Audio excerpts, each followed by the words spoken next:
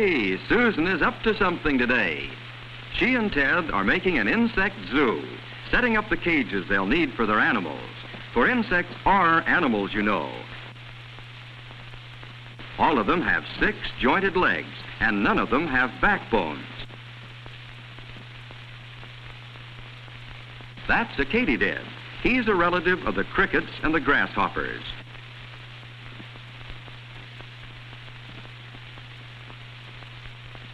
Like all insects, his body is divided into 3 parts: a head, a thorax, or middle part, and an abdomen, or stomach. In his abdomen are some small holes called spiracles, through which he breathes. His wings and his 6 legs all grow out from his thorax. Ted's making him a home in this lamp chimney cage. The katydid will eat those leaves, and every day or two, Susan will sprinkle in a little water for him to drink.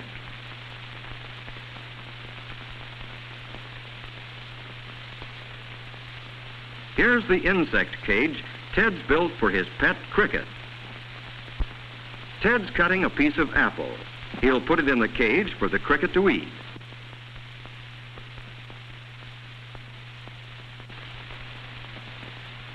Crickets are the canaries of the insect world. Like their relatives, the katydids, they sing by rubbing their wings together. Susan wants to look at him under Ted's magnifying glass.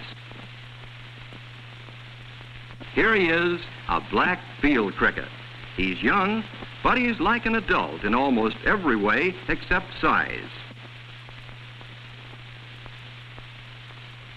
Say, look at that cricket's head. There are his 2 antennae, or feelers. Just behind them are his big compound eyes, each one made up of many little parts.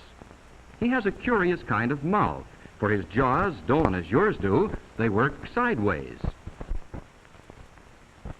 Put him in the sun, Ted. But look what Susan's taking out of that box. And look what's on it.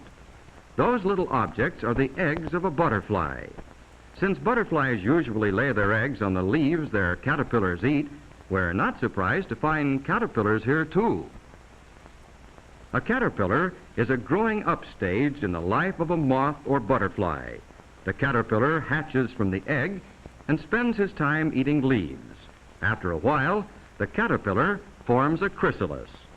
The chrysalis is a resting stage during which the animal changes into a beautiful butterfly. If Susan and Ted are lucky, they may see their eggs hatch into caterpillars. The caterpillars turn into chrysalises, and the chrysalises change into butterflies, like this one. By the way, do you know how to tell a butterfly from a moth? Well, the best way is to look closely at the animal's antennae, or feelers. Those of a butterfly have knobs on the ends. Those of a moth are straight, or sometimes fringed. Wonder what Susan's looking for in all that milkweed gloss. Careful, Susan, you'll miss it. Oops, you missed the jar that time. But there we are, a milkweed bug. Susan found him on a milkweed bush. He is a true bug, too. Only those insects that can use their mouths for piercing and sucking may properly be called bugs, you know. Since he lives on milkweed, Susan puts him in a jar with some of his friends and plenty of his favorite food. Ted caught some beetles this morning, ladybird beetles. He found them on a plant that was covered with aphids.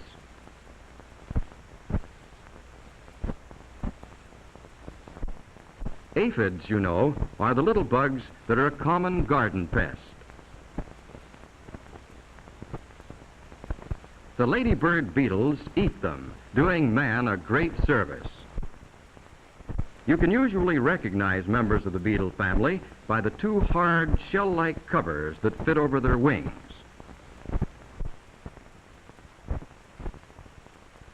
Susan is carrying Ted's ant house out for the zoo.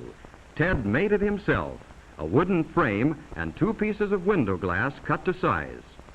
Ants, of course, are insects related to the bees and wasps.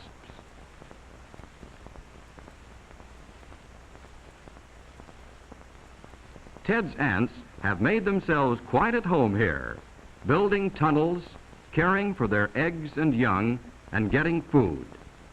Of course, Ted and Susan provide the food, a few grass or weed seeds, and even a small insect once in a while.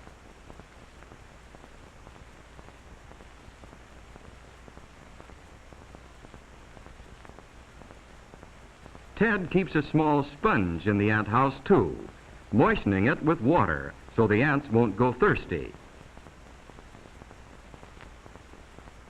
But he eats other insects, and because he's always hungry, he's a real garden friend. Susan keeps him as a pet, and she even feeds him an occasional moth or butterfly. A wonderful pet he makes too. He's quite tame, for he seems to know that Susan will take good care of him. Those little finger-like affairs around his mouth are palps. They help him eat and also serve as tasters.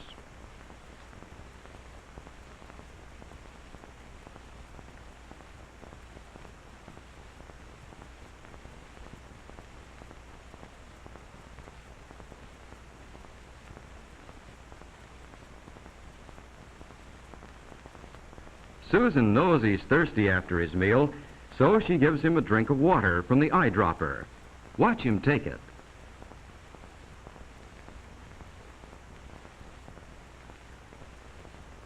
And now, while our friend the mantis has his drink, let's take one more look at the animals in the zoo. Here's the katydid, as green as the leaves he's found on, with the 6 jointed legs all insects have.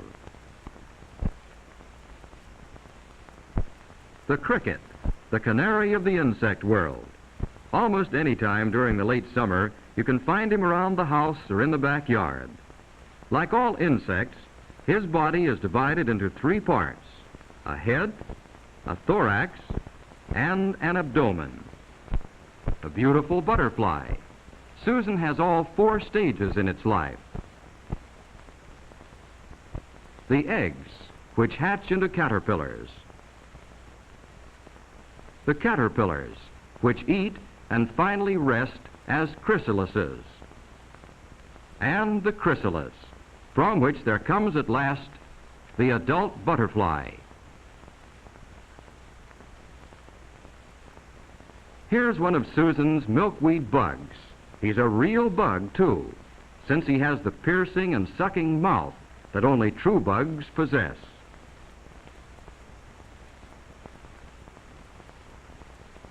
Ted's ladybird beetle, eating the aphids, which are its favorite food. Ladybirds are members of the beetle family, the largest of all insect groups. Wouldn't you like to have an ant house yourself?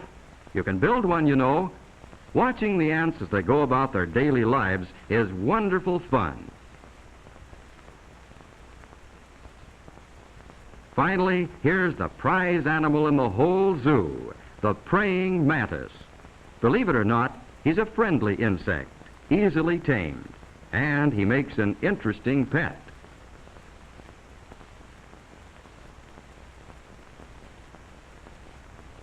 Hunting for insects and finding them is fun. Few of them will harm you, but there are many books to help you learn which ones may not be safe to handle. So learn about insects, and then, like Susan and Ted, you too can have an insect zoo.